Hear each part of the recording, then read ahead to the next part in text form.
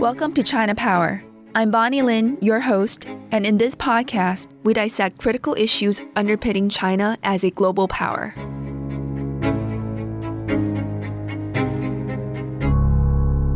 Today, I am joined by Dr. Zhang Chuchu, an associate professor at the School of International Relations and Public Affairs and deputy director at the Center for Middle Eastern Studies at Fudan University. In this episode, we'll explore how China views the war in Iran and what the conflict means for China's interests and strategy in the region. Chuchu, thank you for joining me. Thank you for having me. So I'd like to start off with this teaser question of Chuchu, when you look at the last year, what have you found most interesting or most surprising when looking at China's relationship with the Middle East?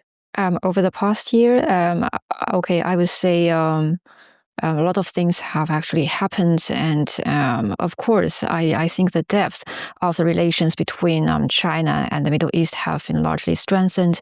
Right now, I would say there are a lot of sectors of cooperation. In the past, people often thought that, China was only a big importer of Middle Eastern energy, including natural gas and oil.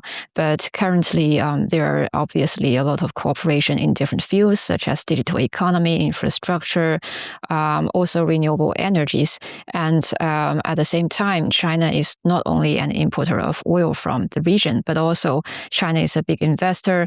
But at the same time, the Middle Eastern national sovereign funds have also invested a lot in China. So I would say this kind of cooperation is more multi-layered. And last but not least, I also see that there are a lot of new mechanisms of cooperation between China and the Middle East. Well, in the past, we often say that the two sides cooperated with each other through bilateral means and also multilateral means.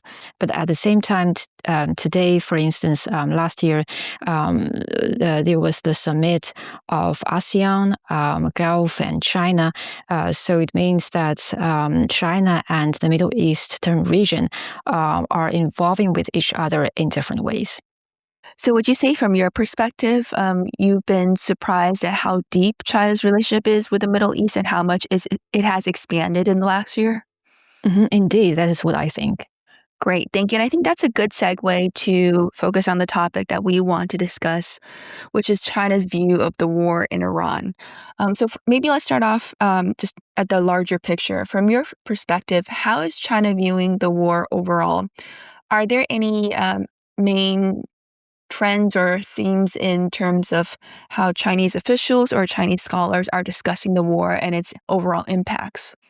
Right, of course. I think everybody today is following the news and is very concerned with what's going on in Iran. And actually, it's not just a war in Iran, but also it has a lot of spillover effects. So as for China, the first issue is the spillover effect that concerns a lot of people here. I would say today, as you can see, Lebanon is involved and also Iraq. And at the same time, the Gulf states have also been involved in this conflict. So right now, it's not just a conflict between the United States, Israel, and Iran, but also a conflict that has obvious spillover effect in the whole region. So that is what makes things worse. And at the same time, I think China is also very concerned about how the war happened at the very beginning, because absolutely this is a war that violates the international law and undermines regional stability. I believe that the escalating conflict between Iran and the United States is a concern not only just for China, but also for the entire international community, because when national sovereignty is violated, when the seriousness of international negotiations diminishes, and when international law and rules are disregarded, it means that the international community may face more conflicts in the future, and the liberal international order will be undermined. And another very dangerous signal is that at the very beginning in February, there were a lot of people asking the question of whether there is going to be a war. But in any case, the issue here is that the United States and Iran were negotiating with each other. And at that time, there were a lot of good news talking about the potential achievements that could be accomplished through this kind of negotiations. But in the end, there was the war. So in that case, a lot of people might ask the question about whether there would be trust between different countries in the future. And I think if there is going to be less and less trust between different states in the future, then that is going to be another big challenge facing the international society. Thank you. Maybe we can go back and unpack a number of points that you made. So you first mentioned that for China, the largest issue is the spillover effect. When it comes to spillover effect, then you mentioned the challenges to national sovereignty and what that means in terms of undermining both regional stability as well as how other countries may use force elsewhere. Is there a concern that when you refer to other countries, that it's not just the United States, but potentially a range of countries could be taking lessons learned from this to allow them to use force in different contexts? Or what exactly is the concern here in terms of from China's perspective? Okay, so there is a negotiation, so we mean it, right? So we are negotiating with each other. But right now, suddenly, the top leader of one country who is in charge, the big decision maker in this kind of negotiation of one country, and he could be attacked. So if more and more countries follow the suit and follow this kind of actions, then of course it's going to send a very dangerous signal. And another thing that I want to point out is the loss of trust between different countries.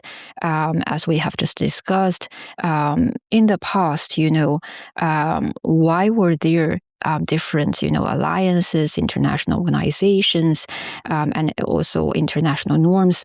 And one big purpose is that different countries wished to solve their problems and differences through these kind of mechanisms. But today, if there is no longer enough trust between different states, then more and more states might want to resort to weapons or like the military operations to confront each other when they have problems with each other. And my concern is that at the moment, this might be a new trend in the Middle East, because right now, the confrontation between Iran and the Gulf countries are there. So in this kind of context, more and more countries might resort to, military confrontation, and might even trigger a arm race between different countries. So just to make sure, your concern about the lack of trust in negotiations only applies to the Middle East, or does it apply more broadly?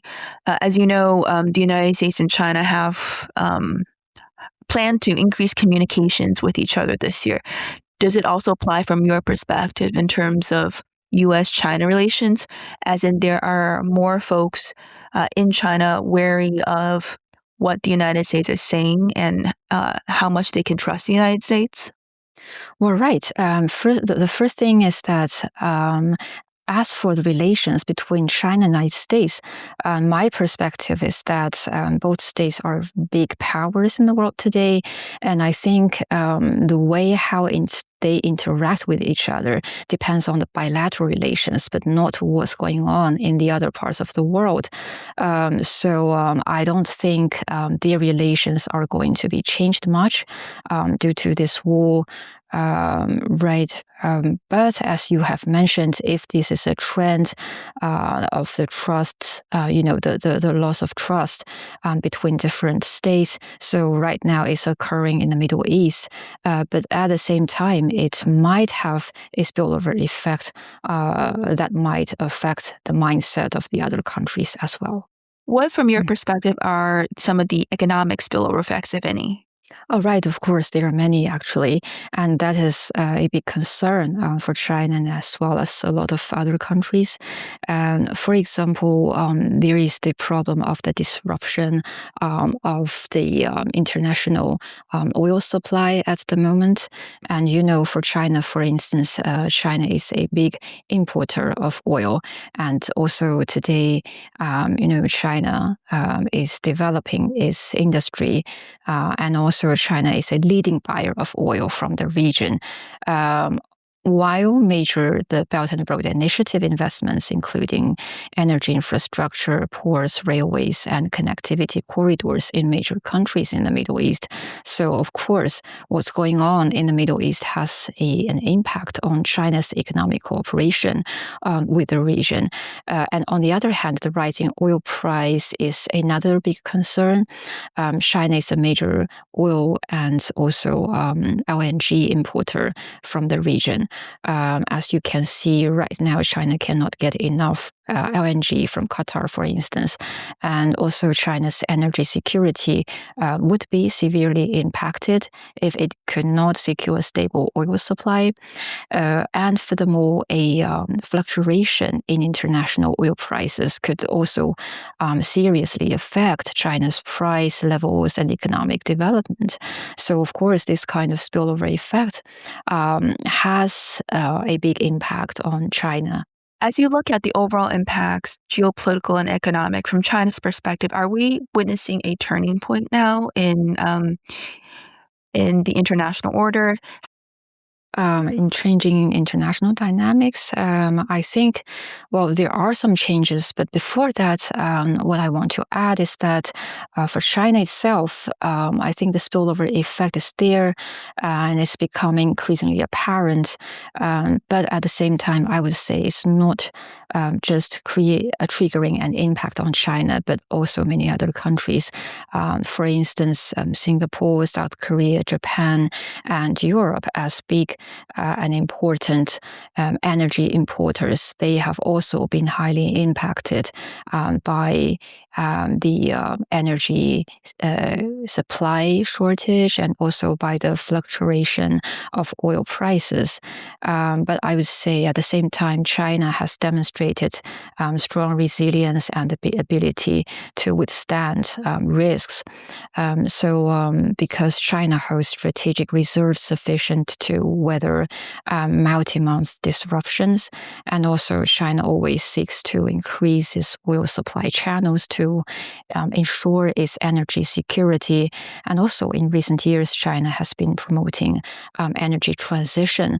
The development of new energy sources also helps alleviate the impact of disruptions to the global energy supply chain.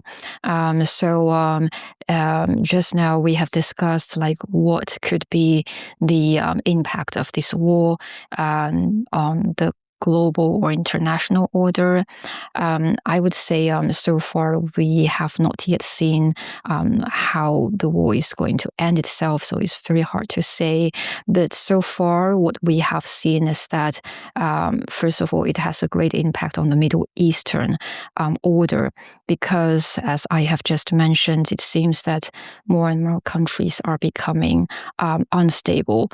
And if you have like more and more vacuum in this region, a lot of countries, for instance, if they face instability, then it means that in the future there might be a rise of, for instance, different armed groups in the region. So that is another concern. And at the same time, I would say right now, because the Gulf countries and Iran, they have confronted with each other. So that is another variable regarding the regional order. And in terms of international order, I think today what I have observed is that the big power politics have risen, because currently the conflict also its spillover effect has a great impact on most of the countries in the world, I would say. But at the same time, I would say the big powers, since they have more oil reserves, so they demonstrate stronger resilience in this kind of period. And it seems like part of what you're saying there is that the United States and China, as two bigger powers, are still negatively impacted by the war in Iran, but still probably doing relatively better than smaller powers. Is that a correct interpretation of that statement? So if we talk about the impact of this conflict, we can see that the majority of countries have already been touched and affected by this war, right?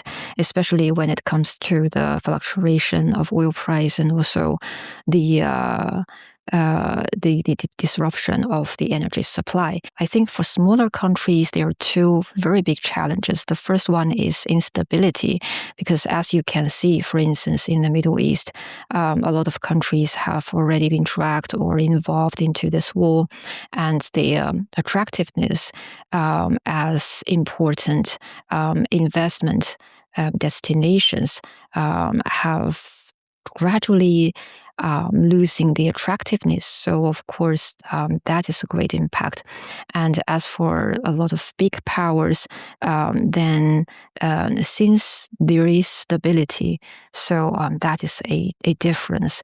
And another big issue here is about the economic impact, because, for example, for smaller powers, since they have limited economic resilience, and also they have limited oil reserves, so it means that the economic resilience is limited. But as for the big powers, for example, I think their interests are more multi-layered. For example, as for China, well, China is a big importer of oil and gas, but at the same time, China also has quite strong oil reserves, so that might help solve part of the problem. And as for the United States, while the United States, it is a very important oil exporter at the same time. So although I have many friends living in the United States saying that they are facing the problem of the increasing gasoline price, but at the same time, for the whole country of the United States, right now they can export their oil to the oil importers in the world. So I don't think for the United States is only a negative impact. And as for Russia today, a lot of people saying that Russia is a winner because right now, because in over the past few years, Russia faced the economic sanctions, but today, even the United States asks Russia to sell more oil to the market. So in that sense, if you make a comparison, you will find that there is a very different situation for different countries at this moment. So, as you talk about how these major powers, the big powers, have more oil reserves, and it seems like what you're saying is the competition is also rising. Mhm. Is this a move from, I guess, what China has long said was a trend towards multipolarity, towards back to, I don't know, bipolarity? Like, how do you put this in the context of what China has long assessed to be that the world order is moving towards multipolarity? Well, I think the multipolarity is there, and that is, of course, the trend, because currently you see what's going on in the Middle East.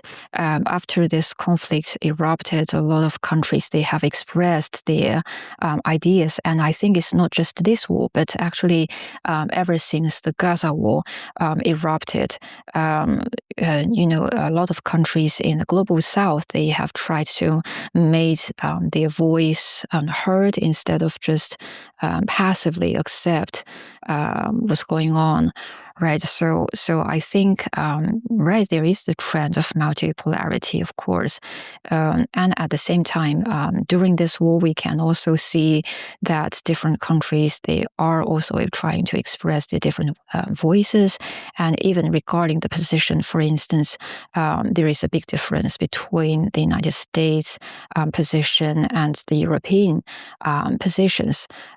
So in any case, I think right, the polarity trend has not been weakened in any case. I'd like to now move to a slightly related question, which is looking at how Chinese experts, not necessarily the Chinese government, look at the war. Are there different perspectives within China's academic and policy circles about the war and what approach China should take towards the war? Not really, actually, at least from my own observation, because currently, if I follow what the experts and the scholars they have expressed today, I think that in fact I have seen a lot of consensus between them, because for instance, I think most of the experts here they agree that there is this very strong necessity for countries like China to develop the renewable energy, to promote the energy transition, because right now you can see that if you just depend on the fossil fuels, for instance, then there is a high risk. And also it's very important to diversify your energy supply and also the transportation routes of the energy. So that is a very big consensus. And I would say another consensus is that a lot of experts have also seen that it's very important right now to de-escalate this conflict, because as we have mentioned, there are a lot of spillover effects, and also that is triggering and also at the same time, this conflict has already triggered a lot of negative impacts on the global economy. And if the conflict just continue like that, maybe the oil price can also reach to, let's say, $200 per barrel, and that is even going to trigger a very severe economic crisis in the whole world. So I think right now in the academic community in China, I think the consensus is that the different parts, they need to negotiate with each other and de-escalate the conflict as soon as possible. So going back to what we were discussing in terms of the consensus within China, you mentioned two areas of consensus. You mentioned the second one being China's desire to de-escalate the conflict. Is there also consensus or agreement among Chinese experts on how China should de-escalate or be involved in the de-escalation? Okay, I think first of all, this conflict is not initiated by China, and the course of conflict at the moment mainly depends on the United States, Israel, and Iran. Well, yes, China is a big power, but I think what it can do is usually limited when it comes to a conflict that is not initiated by China. You know, in the past, people often, when there was the Gaza war, for instance, I've heard a lot of people making a comparison between China's role and United States' role. And my answer for them is that it's completely different, because the United States was a very big participant in that war, whereas China was not. So, of course, you cannot compare the two things, and you cannot say, okay, China, you should solve a conflict that is not initiated by China. And at the same time, regarding what China can do, at this point, China has always advocated non-interference in the internal affairs of the other countries. So in the Middle East, China has consistently adhered to the three no's principle, which means no proxies, no sphere of influence, and no filling of power vacuums. So for China, it always says that, okay, if you cannot make a contribution to the region's development, at least you should not destroy the region and play a destructive role. So far, I think the efforts made by China is that is trying to make more high-level diplomatic engagement. For example, the foreign minister Wang Yi has conducted a lot of phone calls with counterparts in the region and have talked to different counterparts in different countries. And also there is a dispatch of special envoy. For instance, China sent special envoy Zhai Jun to the Middle East in early March for shuttle diplomacy there. And also in April, as you can see, the UAE Crown Prince visited China, and there was a talk between the UAE Crown Prince and President Xi. And also President Xi put forward a comprehensive 4-point proposal that offers, a clear framework of China to resolve the crisis. Could you just elaborate a little bit more on the 3 no's that you mentioned? I think that might not be familiar to all of my listeners. Where did that 3 no's come from? Oh, sure, yes. So for China, it has always insisted on the principle of 3 no's in the Middle East. And it means, first of all, no proxies, because people often say that today the Middle Eastern people cannot decide their own destiny because there are so many extra-regional powers here. And you can see that they try to support different armed groups as proxies to fight against each other. And that is one important reason why you see so many wars in the Middle East. And for China, it always advocates that it's not going to support any proxies in the region. And the second no is no sphere of influence. A lot of commentators say that the Middle East has so many instabilities, and one reason is that different countries, they are trying to say, okay, this is my backyard, this is your backyard, and because the region is full of oil and gas and a lot of resources, that is why so many countries seek this kind of influence. But as for China, it has no intention of creating this kind of sphere of influence in the region. And also you can see that China does not have any military bases in the region. So this is another principle of China. And the third principle is no feeling of power vacuum, because in the past people often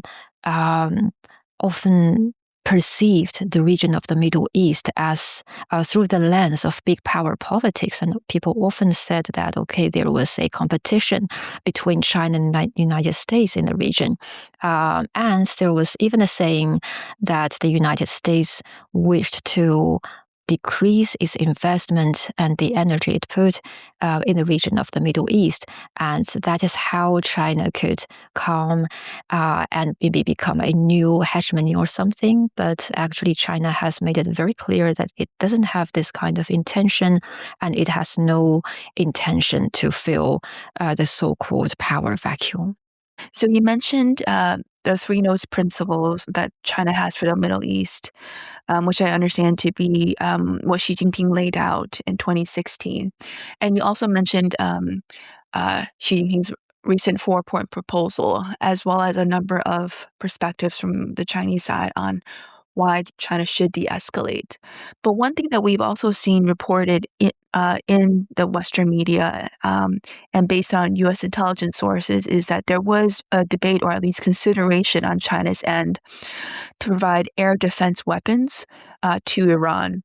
I don't know if that's true, and I don't know if you can comment on it, but I've also seen Chinese scholars such as Jing Sanrong mention that perhaps in the future, China should think about providing military assistance to close friends such as Iran. How popular is his view, and to what extent is there a debate among Chinese strategists that as Beijing becomes more powerful, it needs to help its close friends more? Okay, thanks so much for this very interesting question. Well, first of all, I have to admit that I have not seen these comments from Hanrong, and I have not heard about the news of supporting air defense. But well, I would say there have always been diverse voices in Chinese academia. But in general, when it comes to this U.S.-Israeli war with Iran, I think it's very interesting if we say, will China provide military assistance to close friends? Who is China's friends? Iran is a friend, but also Saudi Arabia, United Arab Emirates, they are also very close friends of China. Actually, China holds a non-aligned policy. So China does not have any military ally, and China has also consistently adhered to a neutral stance in the Middle East, and it tries to maintain good relations with all of the Middle Eastern countries. And right now, what makes things complicated is that it has involved so many actors at the moment, right? And even Saudi Arabia, United Arab Emirates, Bahrain, for instance, they have their relations with Iran have deteriorated. So currently, I think China has consistently tried to maintain friendly relations with all of the Middle Eastern countries, and is not trying to say, okay, I am going to take sides in this situation. So, Chuchu, you mentioned the spillover effects and the impact the war has on China. It seems like what you're saying right now is, in the short term, bigger powers like China and the United States are impacted by the war, but the impact is still relatively limited. But if the war were to drag on, what are some of the assessments that you have or other Chinese analysts have about the longer term impacts of the war? Okay, thanks so much. Sure. So, whether it's long term or short term, there is this war, and right now, it already has triggered a lot of negative impacts on the whole world. I am not trying to say, okay, the big powers do not have any problems, and everybody is concerned with what's going on. Let's say if there is even an escalation of this conflict, and if it continues like that for months, then that is going to be a disaster, not only just for the Middle East, but also for the whole world. The first issue here is that the oil price can go even higher. And if the oil price reaches $200 per barrel, then it means that it's going to trigger a global economic crisis, and we can feel inflation in our country, for instance. Also, the price of a lot of products are going to rise. So, of course, it's going to affect everybody's daily life. And the second issue here is about the instability of the Middle East. So if the war just continue like that, then it means that a lot of countries a lot of people will become homeless, and more civilian infrastructures will be destroyed. And also you can see refugee flows in the region, and also maybe in the bigger Mediterranean region. So, of course, that is going to be a disaster. And third, if the war continues, then it means that maybe the Hormuz crisis can also continue, and that is going to have a great impact on the international trade. And also the international supply chains. So I think in general, of course, for China, it doesn't want to see this kind of scenario happening. Great, thank you. Chuchu, when Chinese analysts look at the current war in Iran, is there a consensus in terms of how and when the war will end? For example, do most Chinese analysts believe that it will take weeks or months for the war to end, or maybe even a year or more? What is the general view in China right now about the trajectory of the war? Okay, I cannot represent the other experts, but first of all, personally, I think there are still many variables in this conflict. From my personal observation, both the United States and Iran are trying to negotiate, and the both have the intention to negotiation, but unfortunately, the progress is very slow. This is because there are so many differences between them, and also there is a lack of mutual trust. Right now, Iran's primary concern is for the United States and Israel to completely end the military operations. But currently, the United States military deployment around Iran is increasing, but not decreasing. So Iran believes it has limited leverage at this stage, and that is why it's unwilling to compromise on issues such as the Strait of Hormuz and the uranium enrichment. And regardless of how this conflict ends, I think what is worrying is that the ongoing conflict and increasing stability in the Middle East in recent years, the resulting deterioration of the security situation, and also the humanitarian disaster are the most concerning issues at this stage. Chuchu, one more question related to what's happening in the Middle East, and then I want to transition and ask you to look forward in terms of U.S.-China relations. When it comes to the Middle East, one thing I haven't asked you about is to what extent do these dynamics impact China's assessment of its relationship with Iran? Right. So first of all, I don't think this war has changed the relations between China and Iran to a great extent about the Hormuz Strait crisis. So at the moment, I think this problem has already become more and more complicated at this stage, because right now it's not just Iran that is blocking the Hormuz Strait, but also the United States, right? And and even I think several days ago, Iran has declared that it was going to stop this action, but the United States still continued this action. So right now, I think things are already becoming more and more complicated. And the second issue here is that we should also look at what are the root causes for this issue at the moment. In China, we have a saying that 治标不治本. So it means that if we want to solve a problem, we have to solve the root cause of this problem. So regarding this issue at the moment, I think the fundamental issue here is that in late February, Iran was attacked, right? So so far, Iran and United States, they have not yet worked out a solution for the disagreements. So I think that is the biggest issue here.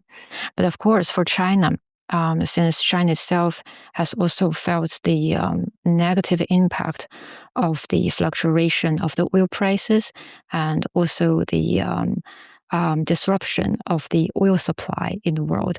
So for China, of course, it always tries to call for both sides to de-escalate the conflict and to stop blocking the Strait of Hormuz about the Iranian nuclear issue. I think, first of all, in the past, there was a nuclear deal between the United States and Iran.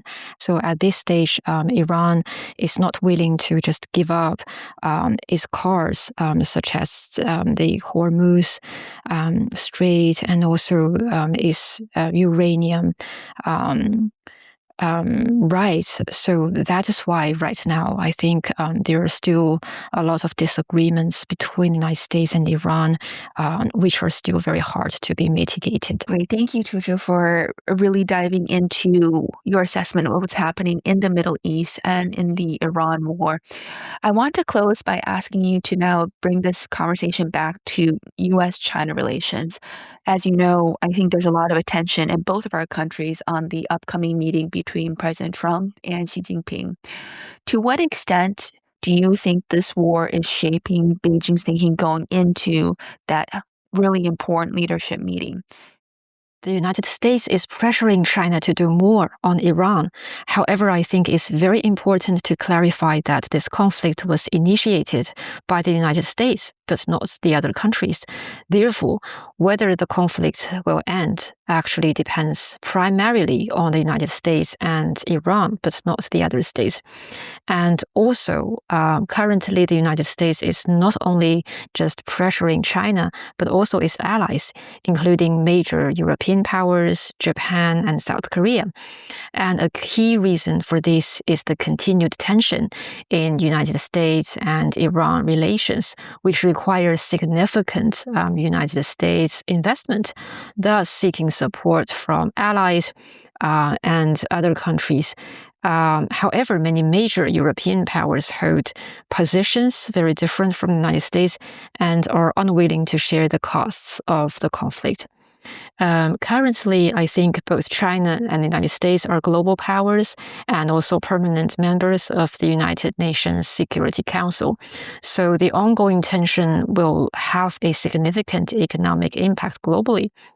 So I believe that China and the United States might discuss related issues.